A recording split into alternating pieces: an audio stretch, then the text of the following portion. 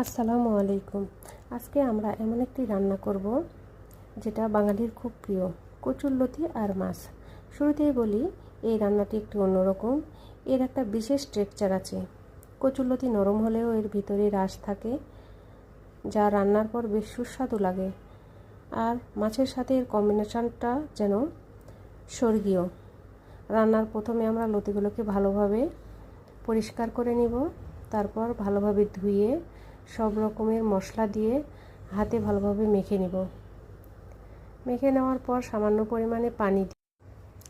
পরিমাণে পানি দিয়ে দিয়েছি। এরপর চুলায় বসিয়ে ভালো করে সিদ্ধ করে নিব এবং পানিগুলো শুকিয়ে নিব। নিচে লাল লাল হয়ে গেলে নামিয়ে নিব। আমার এটাতে মাছের ডিম ছিল, এই জন্য কালারটা একটু খারাপ হয়েছে, কিন্তু খেতে দারুণ হয়েছে। বাসায় সবাই ট্রাই করে দেখবেন।